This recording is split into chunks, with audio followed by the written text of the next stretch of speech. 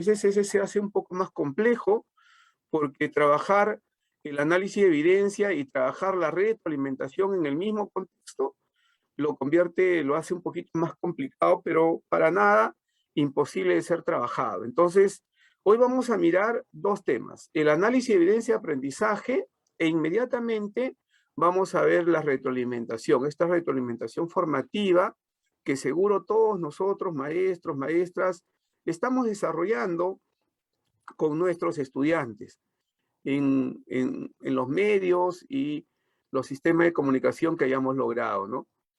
Pero antes de iniciar el tema de análisis de evidencia de aprendizaje, es importante que nosotros podamos reflexionar un poquito sobre los marcos en los cuales estamos desarrollando todo nuestro trabajo, ¿no? Entonces tenemos dos enfoques que nosotros no podemos perder de vista.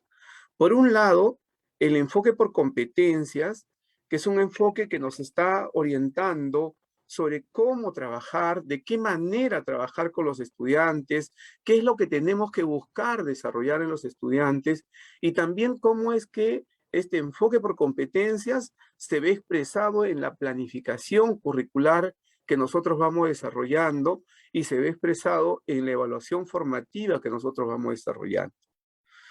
Un segundo enfoque que tenemos que tener en cuenta es el enfoque formativo de la evaluación.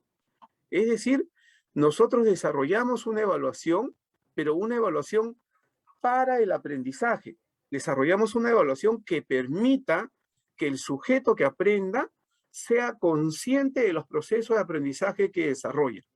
Esto es fundamental, esto es importantísimo que lo tengamos en cuenta, porque entonces nos va a permitir a nosotros saber que la evaluación formativa se orienta fundamentalmente a que la persona mejore en su aprendizaje. No estamos buscando con la evaluación formativa colocar una nota, colocar algún tipo de calificación concreta a lo que el estudiante hace, sino más bien aprovechar la evaluación para que el estudiante aprenda más y aprenda a reconocer lo que logra, los progresos que tiene, las dificultades que presenta y si los tuviera también los errores, porque es necesario que todo ello sea pues parte de este aprendizaje que nos genera la evaluación formativa. Muy bien, para iniciar, yo les quería plantear una pregunta, sé que no vamos a poder tener interacción, pero igual se los planteo y siempre los he planteado cuando hago el trabajo de análisis de evidencia, ¿no? ¿Qué debemos tener en cuenta para realizar evidencias de aprendizaje, ¿no? Yo soy un maestro, soy una maestra de aula, ¿qué tengo que tener en cuenta si quiero analizar una evidencia de aprendizaje? Entonces, lo primero de hecho es que tengo que tener una evidencia de aprendizaje. Pero ahí viene otra pregunta que casi siempre me hacen los colegas y el año pasado era más reiterativo, ¿no? Porque el año pasado había hasta, se podría decir, una dicotomía, había una contradicción o una duda muy fuerte sobre producto y evidencia, ¿no? Decía, profesor, ¿qué es un producto y qué es una evidencia de aprendizaje? ¿No? Y entonces, y porque es cierto, todo lo que hace el estudiante es producto, todo lo que hace el estudiante es producto de su hacer, es producto de lo que está haciendo, de su práctica. Si el estudiante responde a una pregunta, es un producto que él está trabajando, por lo tanto se convierte en una evidencia. Pero no todo lo que hace el estudiante es una evidencia de aprendizaje relevante para poder valorar el nivel de desarrollo de la competencia. Ahí tenemos que ir a incidencia, ¿no?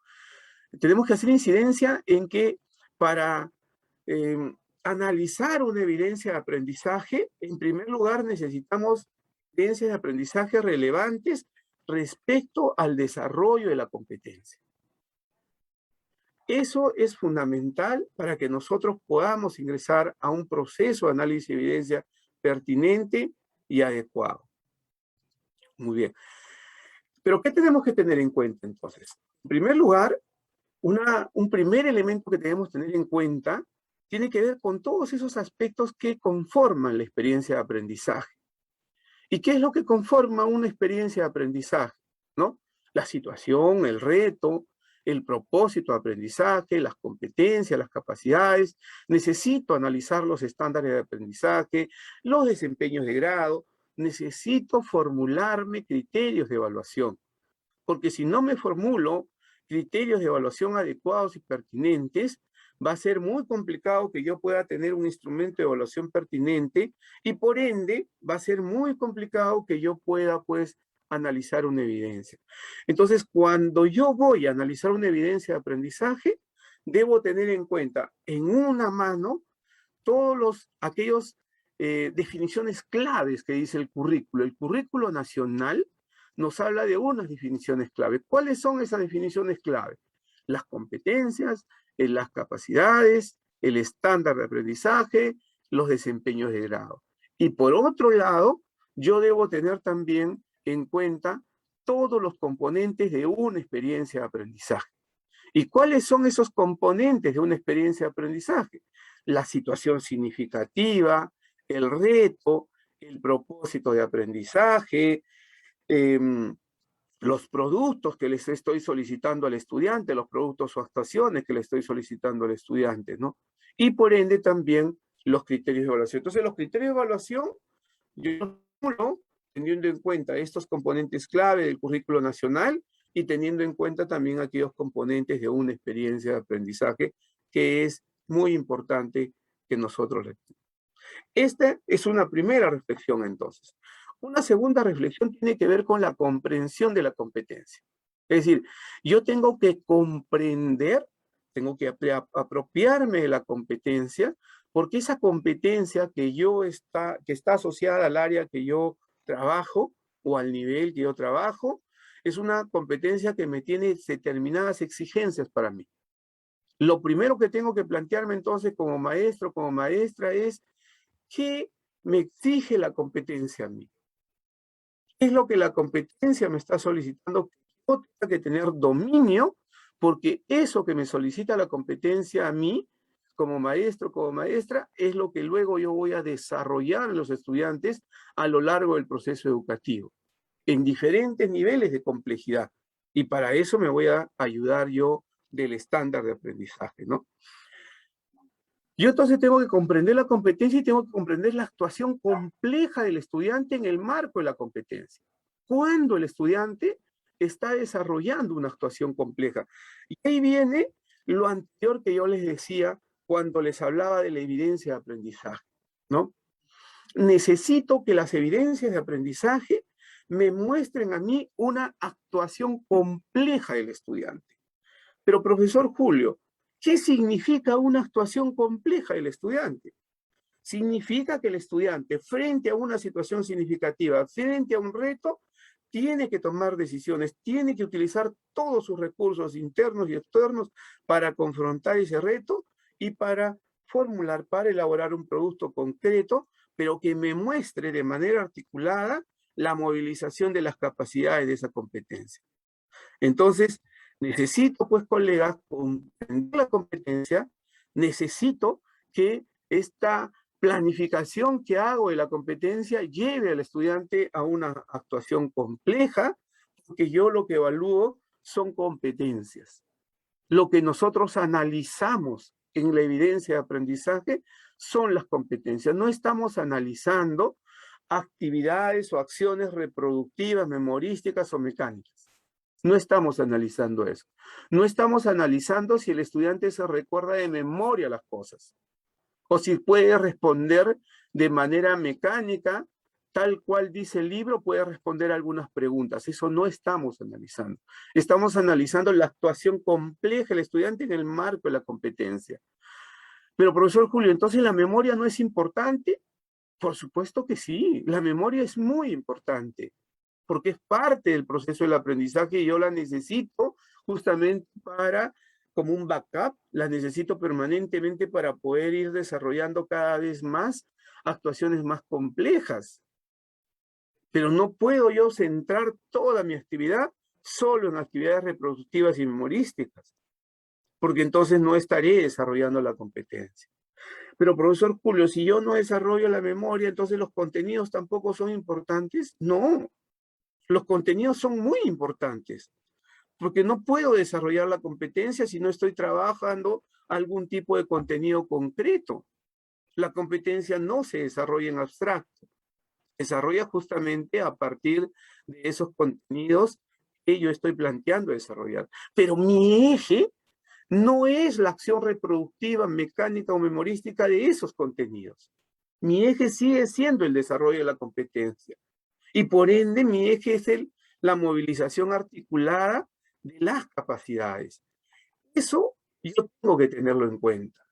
Entonces, yo tengo que tener en cuenta que cuando estamos hablando de esta actuación compleja, estamos hablando de que el estudiante pueda desarrollar actividades, pueda formular y elaborar productos o actuaciones que le hayan permitido analizar, contextualizar, experimentar, demostrar, que le permitan crear proyectos, que le permitan evaluar. Eso tiene que verse. Entonces, esa actuación compleja solo se logra si lo que produce el estudiante, lo que actúa el estudiante, lo lleva a esas actuaciones de alta demanda cognitiva. Cuando lo lleva a esas actuaciones de alta demanda cognitiva, entonces la evidencia del aprendizaje del estudiante es pertinente, es adecuado y me brindará a mí información relevante respecto al desarrollo de la competencia. Por eso es que yo necesito esas evidencias de aprendizaje, pues, de alta demanda cognitiva que me permitan valorar la competencia. Porque la competencia justamente implica que el estudiante se va a enfrentar a situaciones significativas, contextualizadas, pero que promuevan una acción compleja. Significa que el estudiante tiene que tomar decisiones. Tiene que tomar decisiones. Un favor, ¿hay alguien que tiene el correo Chaza 1967 que está haciendo manipulación de la presentación, por favor? ¿Ya?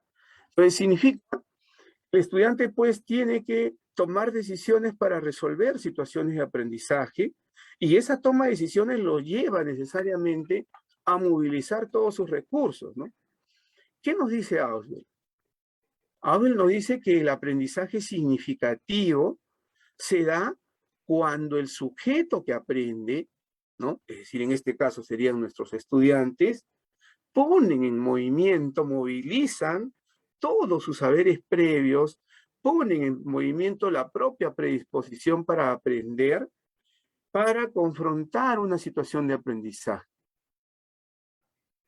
Cuando el estudiante manipula el objeto de estudio, puede ser una fuente, puede ser un video, puede ser un arbolito, puede ser una imagen, puede ser una infografía, cualquier elemento, el estudiante está entonces para poder comprender esa imagen. Vamos a suponer que es esta imagen, por ejemplo, de Ayacucho, porque aquí está las tres imágenes son ayacuchanas, uno de la cerámica Huari, el otro pues la zona de Ayacucho mismo, todo un paisaje de Ayacucho. Entonces, cuando el estudiante ve, imagina estas imágenes, está confrontándose frente a la información. Y para imaginarse, para plantear, para analizar estas imágenes y ver qué representan estas imágenes, el estudiante entonces tiene que usar sus saberes previos. Tiene que utilizar, tiene que movilizar sus recursos propios, ¿no? Pero entonces el estudiante no es que reconoce y no es que construye un saber de la nada en sí mismo, sino que en primer lugar necesita interactuar con un objeto de estudio. Necesita también interactuar con los pares, necesita interactuar con sus compañeros para construir conocimiento. Y necesita interactuar con un adulto, que en este caso es el maestro o la maestra. Entonces necesitamos que el estudiante participe en la construcción de su aprendizaje. ¿Y cómo construye el aprendizaje?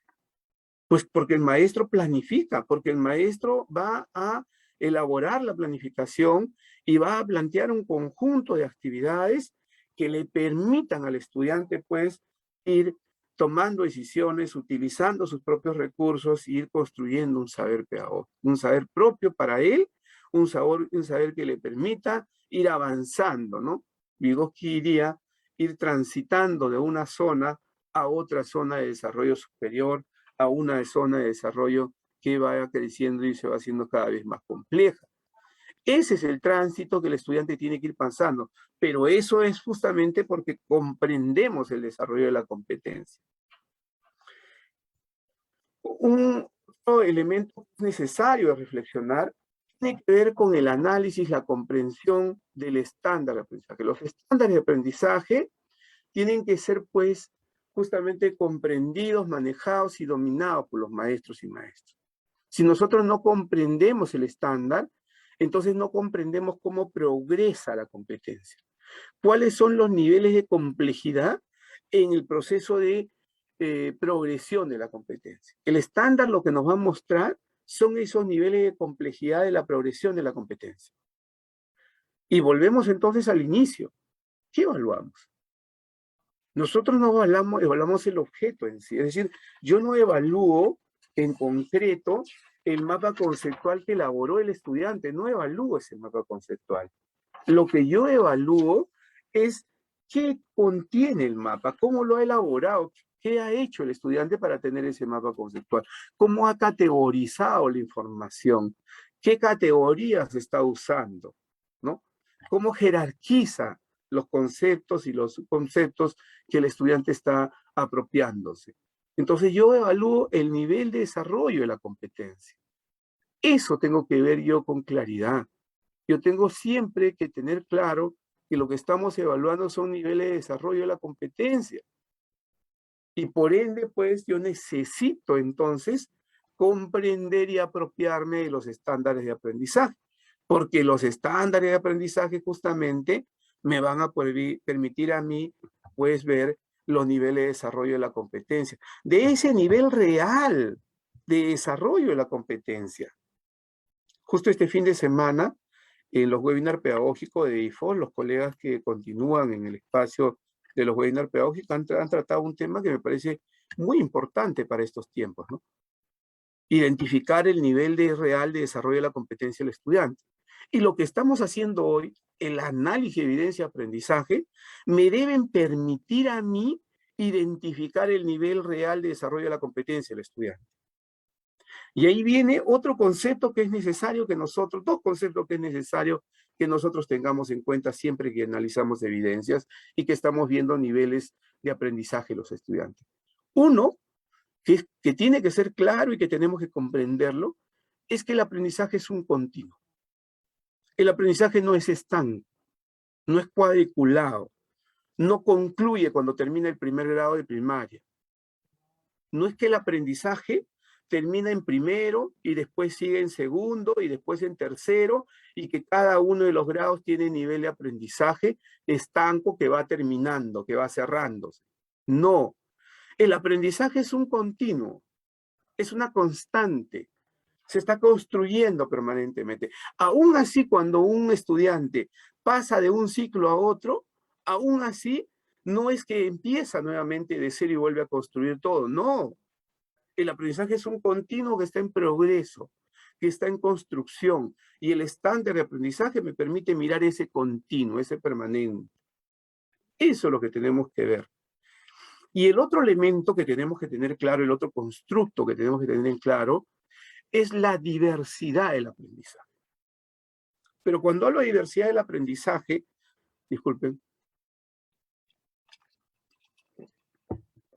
algunos colegas van y entienden diversidad como diversidad de estilos y ritmos de aprendizaje, que de cierta manera tiene que ver, porque los estudiantes tienen diversos estilos y ritmos de aprendizaje.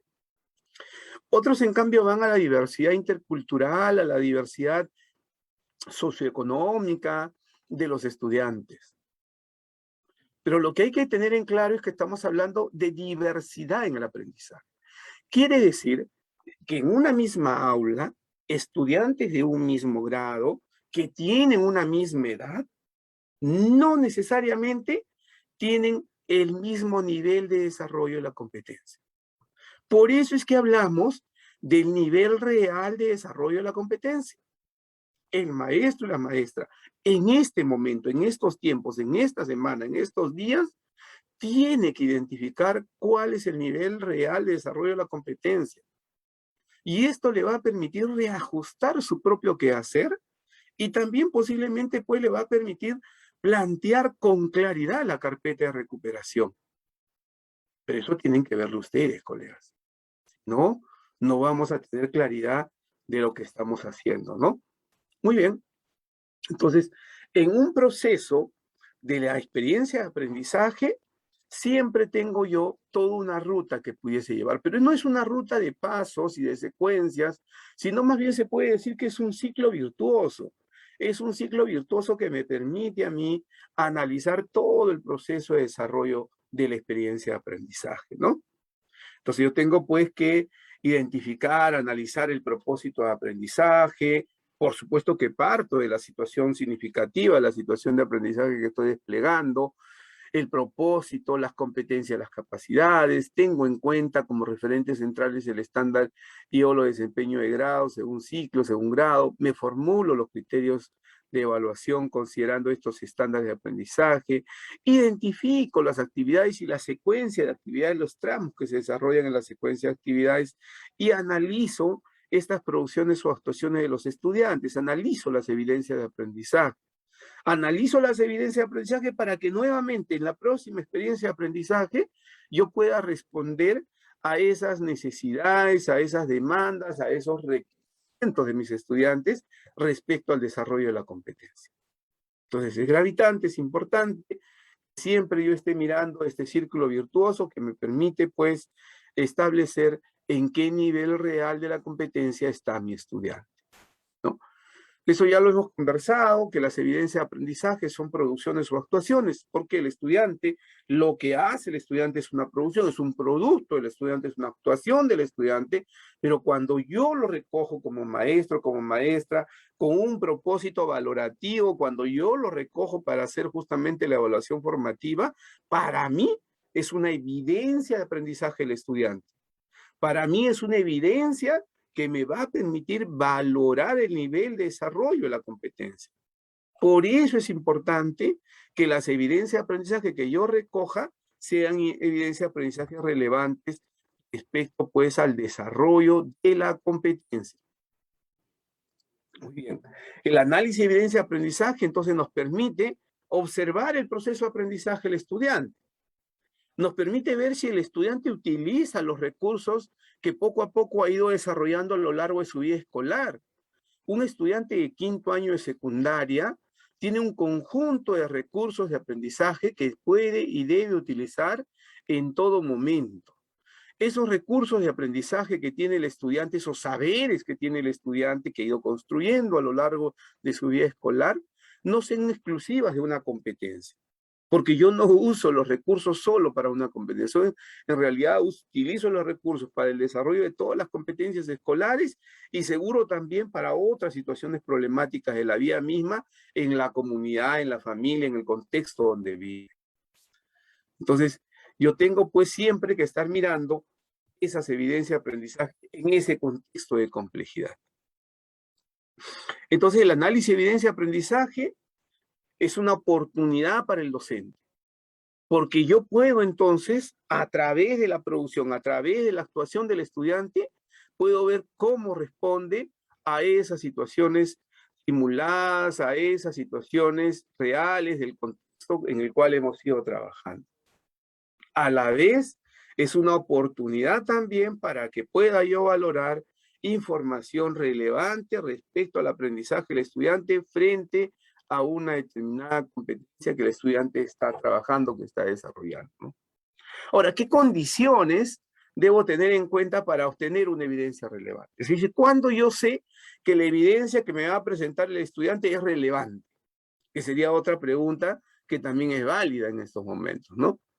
Uno, es que las evidencias tienen que derivar del uso de diferentes fuentes. Y ahí va a decir, puede decir algún colega, va a decir, pero el profesor Julio está hablando de fuentes históricas, seguro que está hablando pues desde el área de ciencias sociales o de secundaria, y no es así. Tanto en primaria como en secundaria, los estudiantes tienen que utilizar fuentes diversas. Si estoy trabajando de PCC, debo utilizar fuentes. Si estoy trabajando matemática y estoy trabajando estadísticas, ¿no? Seguro que voy a utilizar algún tipo de fuentes de la cual recojo información. O si voy a hacer entrevistas, encuestas, igual son fuentes de información. Entonces el estudiante tiene que comprender que siempre que está trabajando algo, lo está usando fuente. Va a decir, profesor, pero no, no es cierto eso, profesor, porque en matemática, en las últimas actividades, yo no he usado ni una sola fuente, solo han sido ejercicios del cuaderno de trabajo. Ah, pero es que el cuaderno de trabajo entonces es una fuente de la cual está procediendo la información. La ficha que tú has elaborado es una fuente también. Si conversa con papá, con mamá, si dialoga y desde ahí saca información, es fuente de información. Entonces, yo tengo que tener en cuenta que esta evidencia relevante debe derivarse pues del uso de diferentes fuentes de información. Tiene que también derivarse de, como yo les decía, de tomar decisiones. Esa toma de decisiones, el estudiante para responder a un reto en donde va aplicando, va utilizando todas las estrategias de aprendizaje que tiene. Y esta evidencia nos debe de permitir ver el proceso del aprendizaje como el resultado del aprendizaje. Y por lo tanto nos muestra una actuación compleja el estudiante. Porque si no muestra actuación de compleja el estudiante, entonces esa evidencia no es relevante para la competencia, ¿no? Por último, la evidencia tiene que mostrarme que ha movilizado de manera articulada las capacidades de la competencia, ¿no? Es cierto, no en toda actividad se movilizan todas las capacidades de la competencia, pero en algún momento de la experiencia yo debo de ver eso, ¿no? Muy bien, hasta aquí hemos llegado con algunos elementos teóricos, van a disculpar si me he alargado con la teoría, y vayamos ahora a un punto netamente práctico, ¿no? Vamos a ver la experiencia de aprendizaje, construimos un país libre de discriminación, con una ciudadanía crítica y activa. Vamos a hacer un zoom a la competencia construir interpretaciones históricas.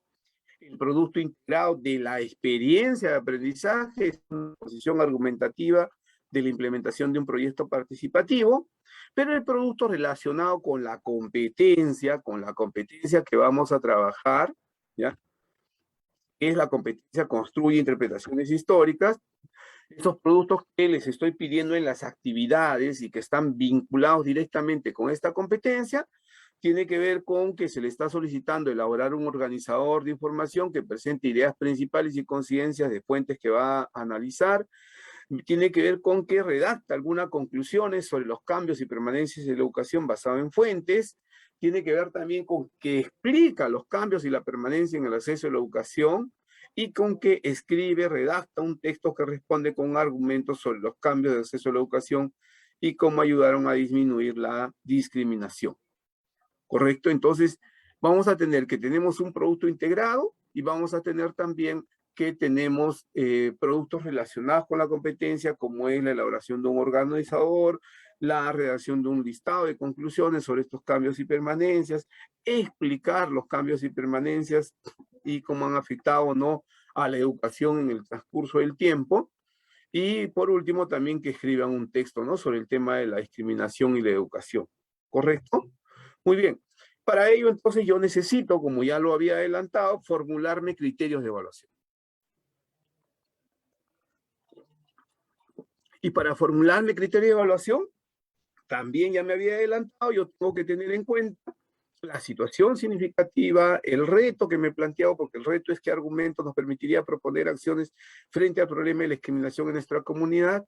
Tengo que ver la competencia, las capacidades de la competencia, tengo que ver el producto, en este caso producto integrado y el producto relacionado con la competencia, y me voy a ir formulando criterios de evaluación, ¿no? Un primer criterio, y voy a hacer el match, voy a ver cómo es que estos criterios que me formulo para analizar evidencias de aprendizaje están o no en relación con el estándar de aprendizaje, que para mí es muy importante, ¿sí? Entonces, por ejemplo, el primer criterio dice contraste información de diversas fuentes, identificando las principales ideas sobre el acceso a la educación en la etapa colonial y republicana, ¿no? Y muy bien, porque acá hay un aspecto del estándar de aprendizaje en el ciclo 7 que dice también contrasta diversas interpretaciones del pasado a partir de distintas fuentes evaluadas en su contexto y perspectiva. Muy bien.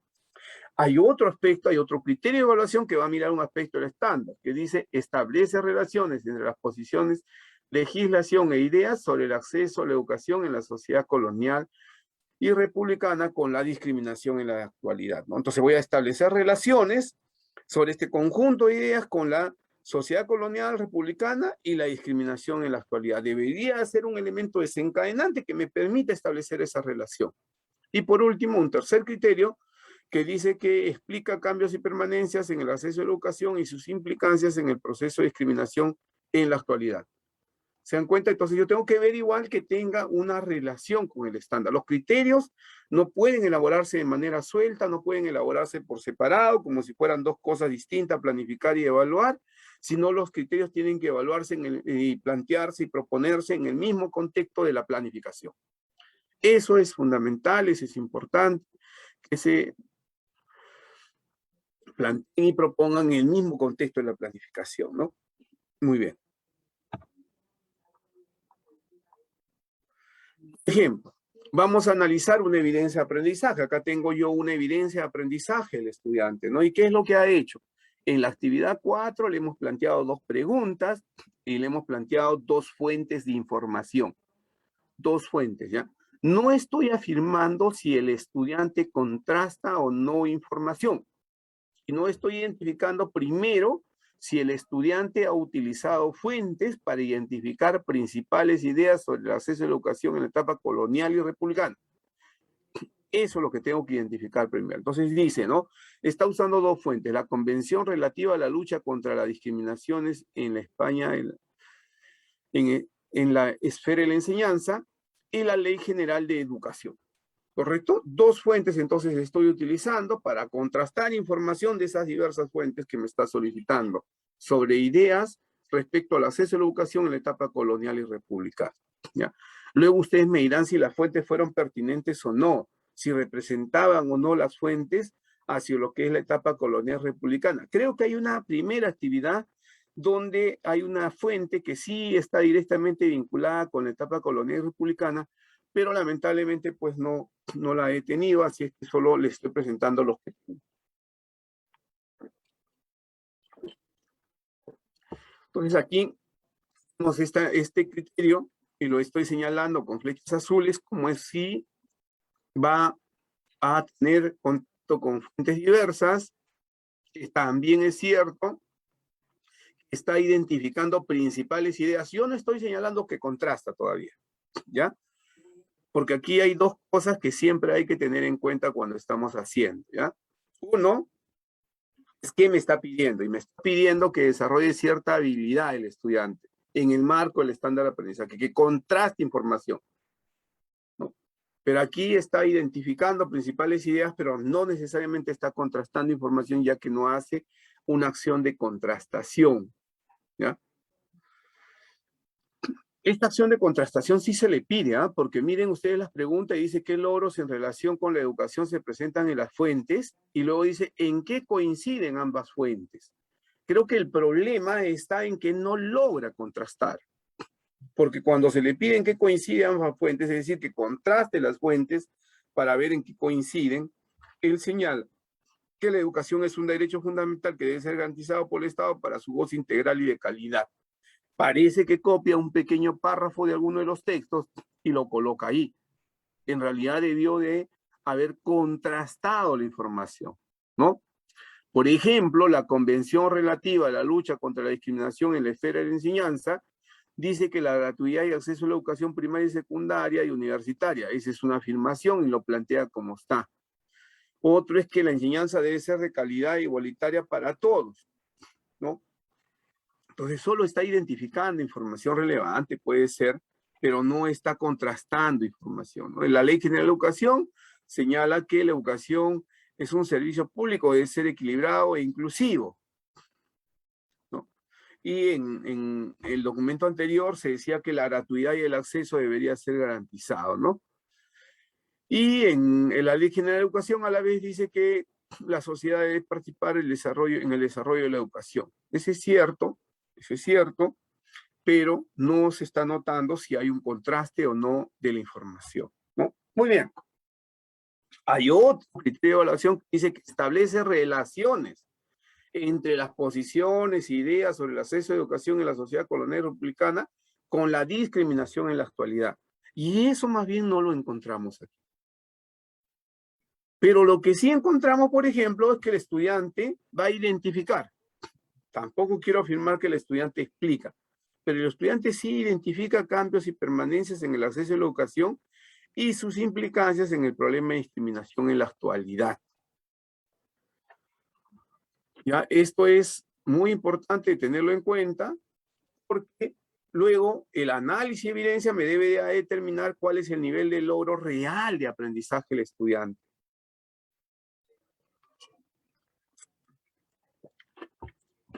Por ejemplo, habla de cambios y permanencias en el acceso a la educación y utiliza 4 momentos, que sí me parece interesante que el cuadro lo lleve a utilizar 4 momentos, ¿no? El periodo de la Ilustración, la independencia, el siglo XX y la actualidad. Miren, 4 momentos y lo está trabajando a través de fuentes, ¿no?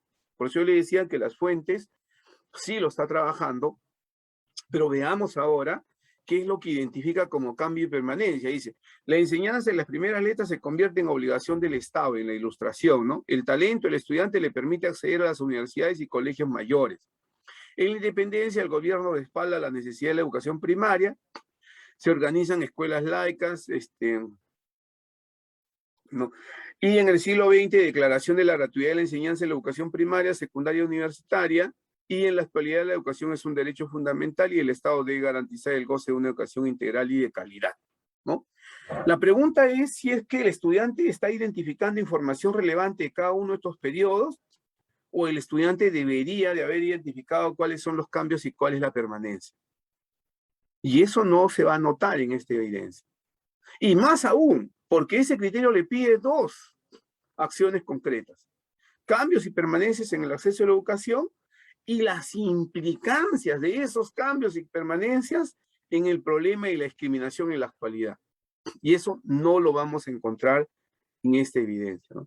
Pero hay una segunda evidencia que el estudiante presenta, donde vamos a ver nuevamente los 3 criterios, ¿no? Dice, al inicio de la República se reconoció la necesidad de que realice la educación, de que se realice, disculpen, la educación primaria.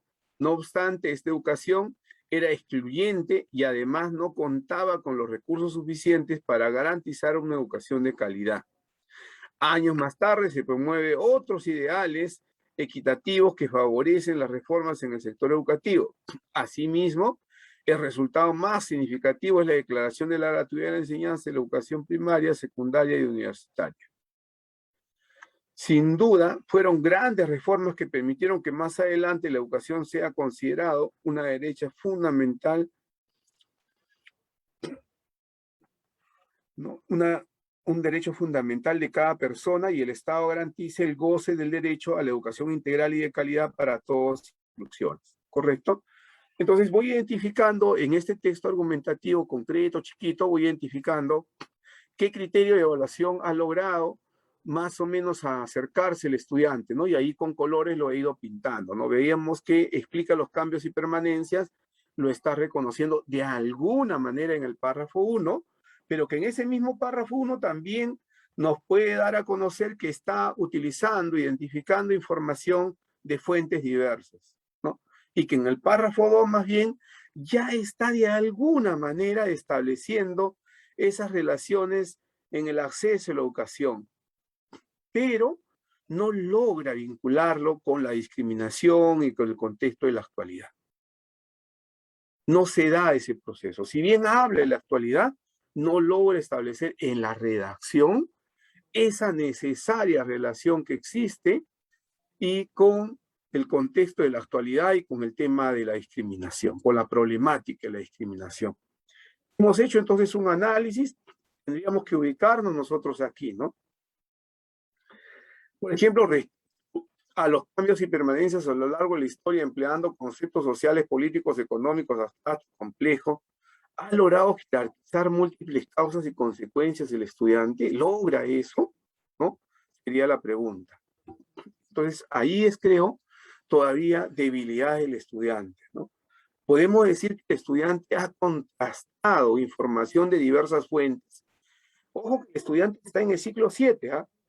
Por lo tanto, tiene que contrastar información de diversas fuentes del pasado, desde el contexto de perspectiva actual.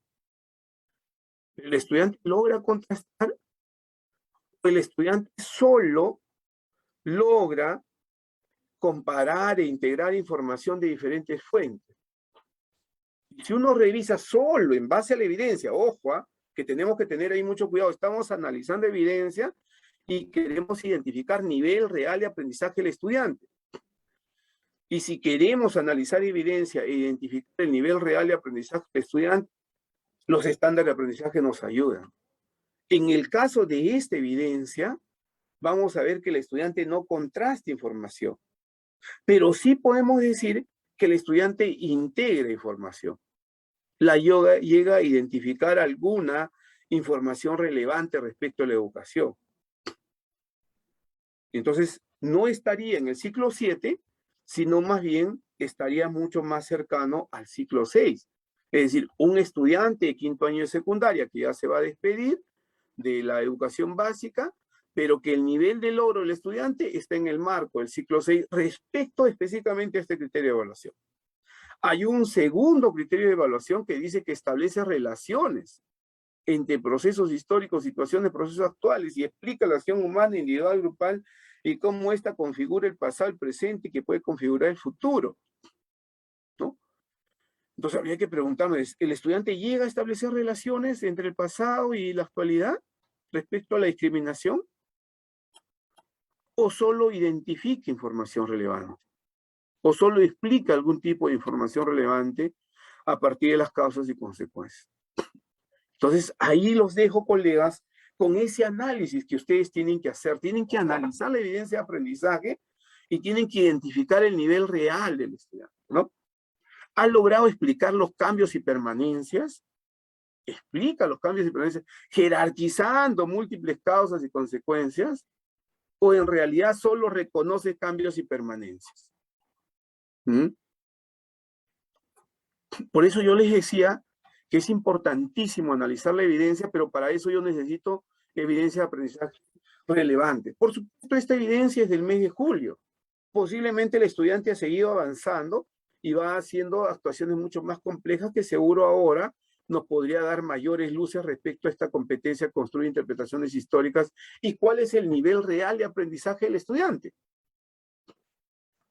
Pero por ahora, y en el marco de esa evidencia de aprendizaje, nosotros pudiésemos decir que este estudiante tiene algunos rasgos del estándar de ciclo que le corresponde, que es el ciclo 7, pero todavía tiene también algunos rasgos del estándar de aprendizaje del ciclo 6. Es decir, es un estudiante que todavía está en transición, está en proceso entre el ciclo 6 y el ciclo 7. Si tuviéramos un instrumento de evaluación, lo haríamos muchísimo más fino todavía el análisis y pudiésemos determinar, pues a través del análisis de aprendizaje, el análisis de las evidencias de aprendizaje, cuál es el nivel real de aprendizaje del estudiante, ¿no?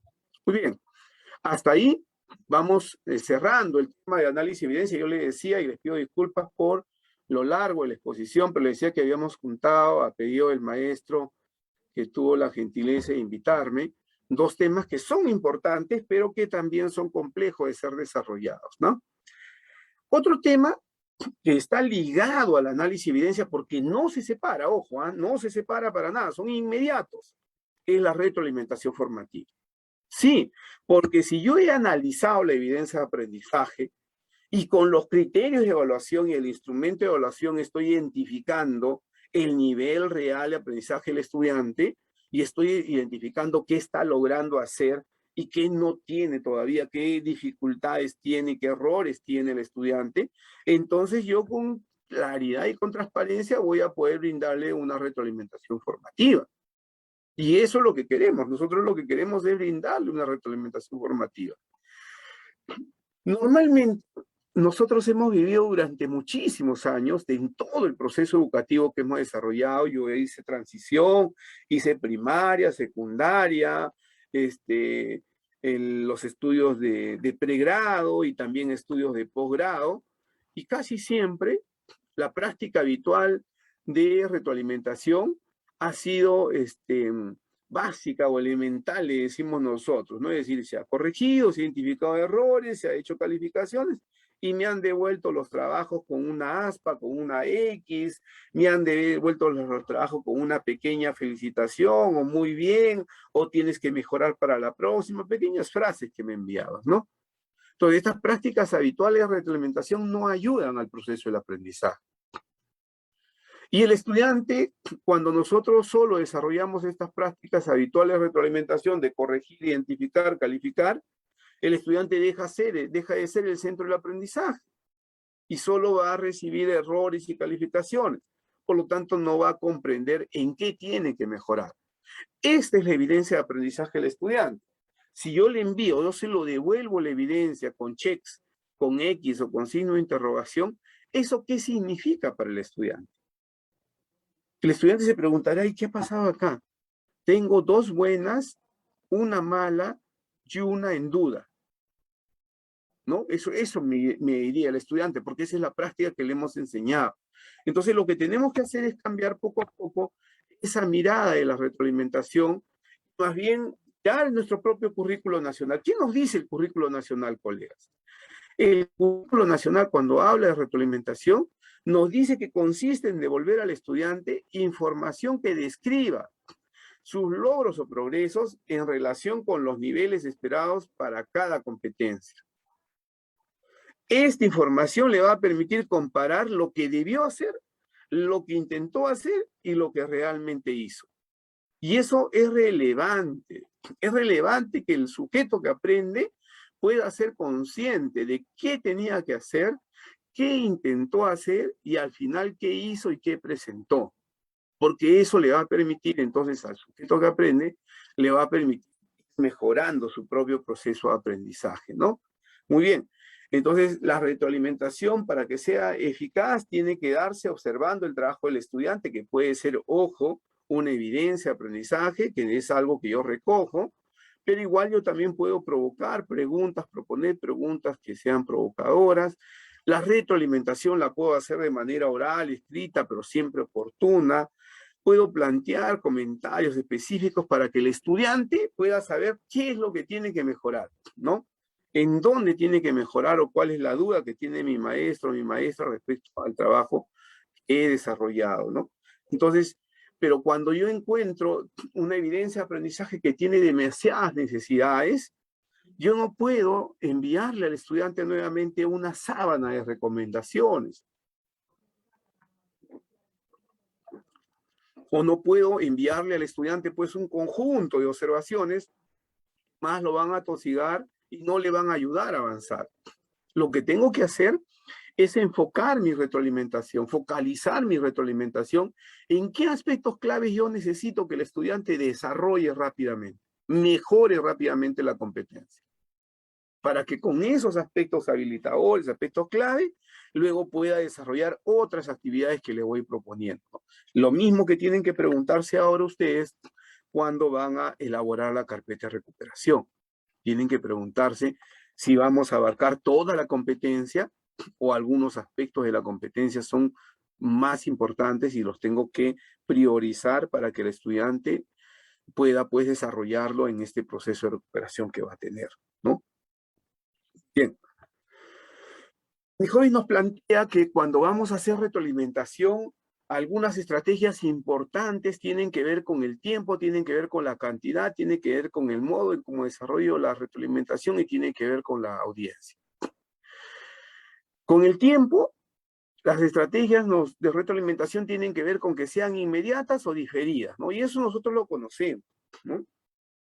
Es decir, ¿hacemos retroalimentación inmediata? Sí, si yo estoy en un aula, por ejemplo, ahorita con ustedes y estoy en comunicación e interactuando con ustedes, puedo corregir alguno de los errores, algunas de las interpretaciones que hacen ustedes, y más bien provocar un diálogo, provocar una repregunta, ¿no? Pero también es cierto que hago retroalimentación diferida cuando yo recojo las evidencias de aprendizaje del estudiante cuando ya terminó. Cuando ya terminó, entonces yo recién voy a retroalimentar. Y no está mal, porque también la retroalimentación diferida es importante porque le ayuda al estudiante luego a reflexionar sobre todo lo que hizo bien, todavía le falta y qué errores sigue cometiendo. Y lo otro es, ya me había adelantado, que Anijovic también nos plantea que la retroalimentación tiene que tener claridad en la cantidad de retroalimentación que le voy a dar al estudiante. Vamos a imaginarnos que tengo un estudiante que tiene pues demasiadas necesidades de aprendizaje, que tiene muchas limitaciones y tiene errores. Yo no puedo, como les decía, enviarle todo eso de ahí. Lo que tengo que hacer es focalizar, tengo que priorizar. ¿En qué aspectos yo quiero o requiero que el estudiante mejore enormemente en el desarrollo de la competencia? Por eso priorizo, porque quiero que esos aspectos clave movilizadores el estudiante lo desarrolle. Respecto al modo, ustedes han sido hartamente creativos y tienen diferentes modos y canales de retroalimentación. Algunos lo han hecho por oral, otros escrito, otros visual, otros han modelado, otros plantean preguntas, diálogos, pistas, diferentes acciones que el maestro y la maestra han utilizado para retroalimentar. Y por último, la retroalimentación puede ser individual, puede ser grupal, a pequeños grupos, y eso se va dando según pues las características propias de la retroalimentación, ¿no? Ahora, cuando yo redacto mi retroalimentación y lo voy a enviar al estudiante, tengo que tener en cuenta también estas recomendaciones de Annie Hobbes respecto a que toda retroalimentación tiene un foco, un eje de valoración. A veces yo quiero hacer una retroalimentación, pero para valorar el esfuerzo del estudiante, para impactar sobre su autoestima y provocar mejoras. O tal vez yo quiero pues tener como foco de esa retroalimentación los desempeños y producciones. Es decir, quiero ver la calidad, la profundidad de la tarea, el manejo de esos conceptos, el relacionamiento de esos conceptos, ¿no? Y por último, mi foco también puede ser los procesos de aprendizaje, es decir, el estudiante logra algo exitoso, algo muy bueno, pero él mismo todavía no cree o no sabe cómo lo logró. Entonces tenemos que mostrarle la ruta para que identifique el proceso de enseñanza, para que entonces cuando en algún momento el estudiante tenga que enfrentar otra actividad, sepa cómo realizarlo, sepa cómo desarrollarlo, sea consciente del proceso que tiene que desplegar y las fortalezas que tiene para responder a ese reto, a esa situación, ¿no? Muy bien. Alguna de las estrategias que pudiésemos desarrollar para la retroalimentación puede ser a través de preguntas, ¿no? Puede ser ofreciendo modelos de referencia, es decir, cuando yo mismo, si es un estudiante de primer y segundo grado y secundaria, yo mismo le presto la mano y escribo por él o por ella, escribo en la pizarra, ¿no? Entonces estoy modelando y le estoy dando al estudiante una pista, un dato con el cual dar soporte para hacer autónomo en su aprendizaje. También puedo describir el trabajo realizado, por eso siempre hablamos de una evaluación formativa descriptiva, ¿no? Porque yo puedo describir lo que ha hecho el estudiante y decirle qué logró, qué avances tiene y qué dificultades o limitaciones tiene aún. Eso es lo que tengo que ir escribiendo para que el estudiante justamente genere mejores y más aprendizajes, ¿no? Muy bien. Bien tenemos a Wilson, ¿no? Wilson, cuando habla de esta escalera de la retroalimentación, que hay que recordarlo, también nos plantea la pirámide de la retroalimentación, ¿no? Y nos dice que las fuentes de la retroalimentación puede ser la autoevaluación, los propios compañeros, los docentes, es decir, podemos tener fuentes que vayan en correlación con el propio estudiante, ¿no? Las formas de evaluación tienen que ver con actuar, tiene que ver con lo escrito, tiene que ver con lo verbal y no verbal, ¿no? Y los tipos de retroalimentación tienen que ver con formal e informal. ¿Cómo voy a hacer yo esta retroalimentación? Porque ahí necesariamente no siempre la retroalimentación debe ser formal. También puedo hacer una retroalimentación informal, inmediata, en medio del diálogo que estoy desarrollando, ¿no? Muy bien. Ya respecto a la escalera de Wilson, Wilson nos señala, nos plantea, pues, que es necesario tener 4 pasos en la escalera, ¿no? Clarificar a través de preguntas lo que el estudiante quiere dar a comprender, valorar, ¿no? La fortaleza, el esfuerzo del estudiante para crear un clima de confianza necesario para realizar la retroalimentación y realizar las actividades. A la vez, puedo también expresar inquietudes, preguntas, para ver que el estudiante pues contraargumente, reflexione sobre lo que está haciendo, o también le puedo hacer sugerencias para que mejore el trabajo, ¿no? Lo que yo sí les aconsejo, colegas, es no intentar llevar la escalera paso por paso, porque creo que eso no es lo que el autor plantea. Es decir, yo no tengo que hacer una retroalimentación donde primero clarifique al estudiante, después valore el trabajo, después exprese inquietudes y después haga sugerencias. No, porque sería una macro retroalimentación que puede ser para fin de año, pero para los procesos no. Lo que tengo que hacer es de repente ver en qué aspectos de esta escalera yo necesito necesariamente que este maestro, esta maestra, vaya dándole retroalimentación al estudiante, ¿no? Entonces puede ser que pues necesite yo fundamentalmente quedarme solo en clarificar y que el estudiante más bien me vaya dando información previa sobre qué es lo que hizo, cómo lo hizo, por qué lo hizo, cuándo, para que pueda hacerse, ¿no? Entonces, y solo me quedo ahí, y eso no descalifica la retroalimentación, porque esa es otra pregunta que a veces me hacen los colegas.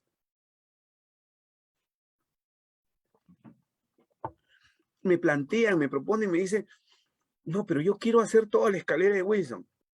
No les digo que no lo hagan, por si acaso. Háganlo si les parece que pueden hacerlo para todos los estudiantes. Pero hay veces hay estudiantes que solo requieren un aspecto de esta escalera y eso es bueno. De repente son estudiantes que más bien necesitan una mayor confianza en sí mismos. Son estudiantes que han tenido pérdidas humanas en la familia. Por lo tanto, yo puedo solo hacer énfasis en la valoración de lo que está haciendo el estudiante, en sus fortalezas, en las necesidades que él tiene para mejorar su autoestima, en lo positivo que él está haciendo. Y con eso es suficiente retroalimentar. Hay que ver qué necesita el estudiante en la retroalimentación. La retroalimentación tiene que ser focalizada, tiene que ser una mirada hacia que el estudiante también está necesitando determinadas cosas, ¿no? Muy bien, veamos un proceso práctico de retroalimentación. Esto no es mío. Justo hace unos días conversaba con la profesora Flor, ella trabaja en Tumbes, y me expresaba su preocupación de cómo es que algunos procesos de retroalimentación y algunos procesos de enseñanza misma se hacen dificultosos en ciencia, por ejemplo, cuando estamos haciendo indagación, investigación, o cuando estamos haciendo elaboración de prototipos, porque se necesita pues que el estudiante interactúe con otros compañeros y interactúe con el maestro o la maestra misma, ¿no? Y ella me hablaba pues de la necesidad de poder retornar, la urgencia que se hace cada vez más y más notorio del retorno al aula, ¿no? Pero bueno, ese es otro tema. Miremos, cómo es que yo puedo hacer una retroalimentación participativa que empodere al estudiante, que le permita construir su aprendizaje, que le permita sustentar, que le permita reflexionar. Y estoy usando solo el WhatsApp.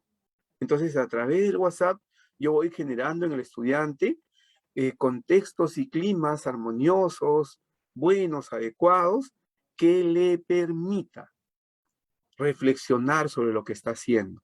Entonces, no es que yo necesite necesariamente enviarle un gran texto al estudiante, no. En el WhatsApp también yo puedo interactuar con él o con ella, y no solamente, ojo, interactuando con la propia persona, sino también en el WhatsApp puedo hacer una retroalimentación colectiva formativa, ¿no? Y aquí, por ejemplo, la maestra está aprovechando dos cosas. Por un lado, está retroalimentando a un estudiante y está generando esta retroalimentación descriptiva, detallada a través de preguntas, la está transitando y la está llevando de la mano a una retroalimentación por descubrimiento reflexiva, pero también está haciendo que otros estudiantes participen. Que otros estudiantes, compañeros del estudiante, participen, brinden retroalimentación, den a conocer sus opiniones,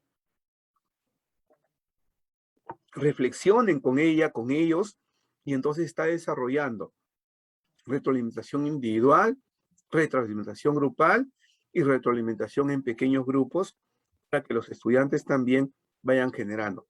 Y no se queda solo en la retroalimentación, sino que los lleva y los transita hacia una orientación o una retroalimentación que permita plantearse mejoras, que permita plantearse compromisos de cambio. Eso vamos generando entonces en este proceso y va focalizando su retroalimentación. Yo les pido entonces, colegas, que cuando estemos hablando de la retroalimentación, estemos siempre pensando en una retroalimentación formativa, en una retroalimentación descriptiva. Muy chiquitito y muy rápido, porque creo ya estar abusando mucho del tiempo. Vamos a ir ahora mirando nuevamente una experiencia de aprendizaje, igual de quinto año de secundaria, ¿no? Y vamos a ir viendo también siempre la situación significativa, El reto que tiene que ver nuevamente con el tema de una sociedad, por qué en nuestra sociedad existe discriminación y exclusión y no nos reconocemos como sujetos en igualdad de derechos y oportunidades, qué acciones propondrías para mejorar el bien común y el buen vivir, ¿no? Como reto le estamos planteando al bicentenario. Y nuevamente el producto integrado dice, discurso que sustenta las propuestas para mejorar la convivencia en la diversidad.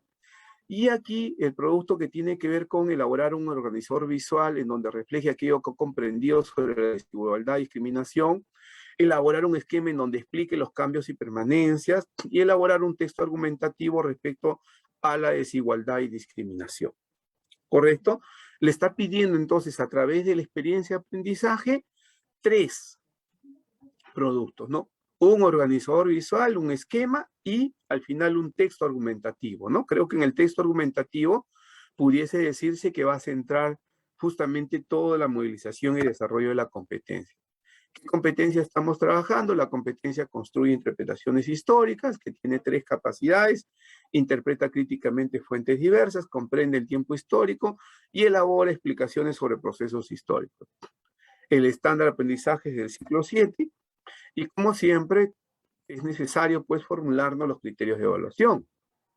Y entonces en este caso tenemos 3 criterios de evaluación. Explica la desigualdad y la discriminación étnico-racial a inicio de la República a partir de la contrastación de diversas fuentes históricas. Explica los cambios y la permanencia de la desigualdad y la discriminación étnico-racial a partir del contraste de fuentes diversas. Y sustenta una postura crítica ante el problema histórico considerando las relaciones simultáneas respecto a la desigualdad y la discriminación. ¿Correcto? Miren qué complicado y complejo son estos criterios, y por eso es que yo les decía, colegas, que lo que tiene que hacer un maestro, una maestra, realmente es comprender, apropiarse de la competencia, comprender y analizar el estándar de aprendizaje para ver los niveles de complejidad que les voy a pedir. Y está muy bien los niveles de complejidad que aquí se le pide al estudiante porque es un estudiante de 5º año de secundaria. Lo que hay que ver es más bien si el estudiante ha ido comprendiendo todos estos elementos. Y ahí viene, creo, mi duda. Mi duda es que algunos estudiantes todavía, aún estando en 5º año de secundaria, no han comprendido que tienen que contrastar diversas fuentes históricas.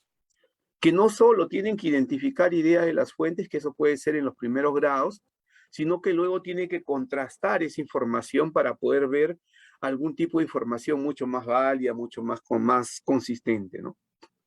En segundo lugar, creo que también tenemos dificultades para que nuestros estudiantes puedan comprender con claridad qué es un cambio y qué es una permanencia. Este concepto, esta categoría de permanencia de algún elemento, algún aspecto, algún rasgo de determinado momento de la sociedad a lo largo de un siglo, por ejemplo, ¿cómo lo identifico? Entonces necesitamos que el estudiante comprenda, tiene que comprender determinadas categorías necesarias para el desarrollo de las actividades. Porque si no comprende esas determinadas categorías necesarias para el desarrollo de las actividades, entonces poco va a poder hacer cuando nos presente pues las evidencias de aprendizaje. Y ahí vienen justamente los problemas que vamos teniendo a la hora de analizar el nivel real de aprendizaje del estudiante respecto a la competencia. Igual, ¿no? Tenemos aquí los 3 criterios. He hecho yo un pequeño zoom, intentando, ojo, ser bastante benevolente, si se quiere decir, con lo poquito que está logrando el estudiante, ¿no? Dice, explica los cambios, la permanencia, la desigualdad y la discriminación étnico-racial. Y acá está hablando de algún elemento de cambio histórico, dice, pese a la independencia, si se refiere al pasado. Pese a la independencia del país, se mantuvo la esclavitud hasta 1845, ¿no? Está hablando de algo que tiene que ver con un cambio que se ha dado a partir de la independencia. Pero no está explicando, ojo, solo está dando información, posiblemente información literal del texto que se le ha presentado. Posiblemente. Después dice, explica la desigualdad y la discriminación étnico-racial, contrastando fuentes, ¿no? ¿Y qué dice él? La nación imaginada por los criollos deja de lado a los indígenas. Sí, de cierta manera está tocando el tema de la desigualdad, pero la está explicando, solo identifica información. Otro momento dice, la población indígena no era respetada, se mantuvo la fragmentación. Está identificando otra característica que se da en este contexto de la independencia y el periodo posterior a la independencia, en la época republicana. Pero está explicando la situación. O sea, siempre tenemos que preguntarnos eso. ¿Lo explica, lo llega a explicar? Y ahí es donde tenemos que comenzar a mirar con mayor claridad, colegas, qué le estamos pidiendo al estudiante y qué orientaciones le estamos brindando para que logre estos determinados productos. Eso es para mí fundamental que el estudiante pueda comprender. Veamos entonces aquí si el estudiante logra o no contrastar fuentes diversas. Hay un parrafito que nos pudiese dar información respecto a si ha por lo menos revisado fuentes históricas. No estoy hablando de contrastación, ojo, pero sí revisó alguna fuente histórica. Y ahí dice, los afrodescendientes en el Perú republicano, en el proceso de emancipación, los esclavos formaron parte de los ejércitos libertadores del sur y del norte bajo la promesa de libertad apenas se produjera la independencia, ¿no? Está dando información, seguro a través de fuentes que he ido revisando, pero no le explicita, no es clara eso, y menos aún el contraste de fuentes de información. Y cuando hablamos de sustentar una postura crítica ante el problema histórico, ¿no?, de la desigualdad y la discriminación, dice pues que la desigualdad social a través de los mecanismos políticos del Perú republicano, los excluidos de hoy, en realidad no termina el párrafo, ¿no? Sí intenta plantear algo sobre la desigualdad social, pero no termina el párrafo, no lo sustenta, no hay sustento. Está dando a conocer una idea, una posición, se podría decir, del estudiante, ¿no? Y otro sobre si explica la desigualdad, dice el indio y la nación, la independencia también abrió un periodo excepcional de sentimientos nacionalistas y se planteó un conjunto de reformas como la obligación del tributo indígena y la extensión de la educación a los sectores populares. ¿Está explicando la desigualdad? Posiblemente está identificando algunos aspectos de la desigualdad. Cuando dice sobre si explica los cambios y la permanencia de la desigualdad, entonces dice la población indígena no tendría un cambio en condiciones de subordinación colonial, compartían la idea soberana, aristocrática, jerárquica y racista. Ahí sí creo que es interesante, está intentando explicar y sustentar uno de los cambios que se dan, o que no se da, dentro del periodo de la colonia y posteriormente la independencia y la república. Entonces, lo que quiero, colegas, es que ustedes miren, sean de primaria, secundaria, sea cual sea la competencia, este es un solo ejemplo, pero lo que estoy haciendo es, y ya lo hice también en el análisis de evidencia, y acá para la retroalimentación, estoy utilizando los criterios de evaluación para ver si el estudiante está logrando cumplir o no cumplir con aquello que le hemos requerido trabajar. Y en qué puntos de lo que está produciendo está logrando algunos rasgos de estos criterios que nos hemos planteado. Y ojo, estoy hablando de rasgos de criterios, ni siquiera estoy hablando de la competencia. Y esto nos tiene que preocupar, porque entonces este tipo de análisis nos va a mostrar a nosotros cuál es el nivel real de aprendizaje del estudiante respecto a la competencia.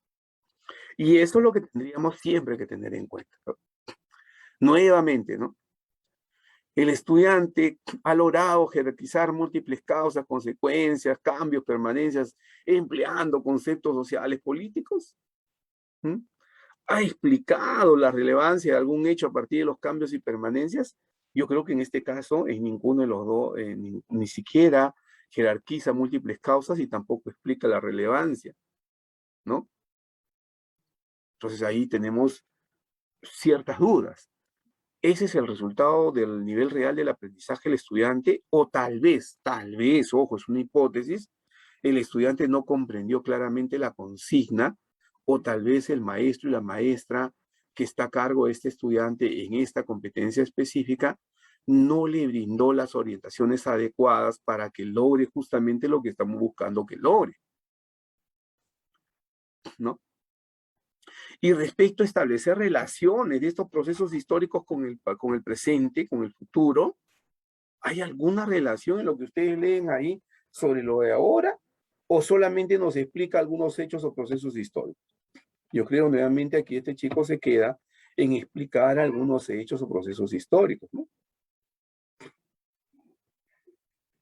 Y menos aún cuando hablamos de contrastar diversas interpretaciones del pasado. ¿Integra información de diversas fuentes? Creo que sí. Llega a integrar información de diversas fuentes, pero no contrasta información. No la interpreta tampoco. Menos aún reconoce la validez de la fuente. Entonces, les vuelvo a pedir, colegas, siempre que estemos hablando de análisis y evidencia, estemos hablando de retroalimentación, centren su mirada a los criterios que ustedes se han planteado evaluar en los estudiantes. Y con esos criterios determinen ustedes el nivel real de aprendizaje del estudiante y con esos criterios también brinden una retroalimentación. Ahora, no se trata, ya les dije, de darle al estudiante o a los estudiantes pues una sábana de todo lo que no hicieron, porque posible también parte de lo que no hicieron es responsabilidad nuestra, posiblemente. Entonces hay que buscar una retroalimentación descriptiva, formativa, positiva, pero que también lo lleve a alguna sugerencia, ¿no? Entonces aquí un ejemplo de retroalimentación a este estudiante podría ser: Nancy, en el trabajo presentado describes y explicas algunos aspectos relacionados con la desigualdad y la discriminación étnico-racial que vivieron los afrodescendientes e indígenas al inicio de la República. Por ejemplo, cuando señalas que la población indígena no tendría un cambio en las condiciones de su organización colonial. Asimismo, se percibe el uso e integración de información de fuentes cuando te refieres a los afrodescendientes, lo indígena y la idea de nación a partir de las fuentes que has revisado al elaborar el esquema y organizador visual, ¿no? Para mejorar el trabajo te propongo algunas preguntas. ¿Cómo puedes contrastar la información de las fuentes revisadas? Asimismo, a partir de lo analizado, sería bueno establecer qué aspectos o características sobre la desigualdad y discriminación que encuentran en los inicios de la República aún permanecen y cuáles han cambiado, ¿no? Acá ahora en la actualidad. Seguro que a través de las respuestas a estas preguntas mejorarás el trabajo presentado. Entonces, le digo al estudiante que está logrando, aún así que sea poco, y le presento algunas sugerencias para ir mejorando. He querido centrarme aquí fundamentalmente al manejo de la fuente y luego a que pueda tener algún tipo de elaboración o explicación histórica vinculando estas situaciones del pasado con las situaciones de la actualidad. Pero solo me he quedado ahí, porque no puedo yo abusar y redactar todo, porque el estudiante entonces va a verse atosigado y no va a comprender qué le estoy pidiendo, ¿no? Muy bien. Yo, colegas, les agradezco por la paciencia, me voy a quedar hasta ahí. Muchísimas gracias siempre por la deferencia de su invitación y por la paciencia de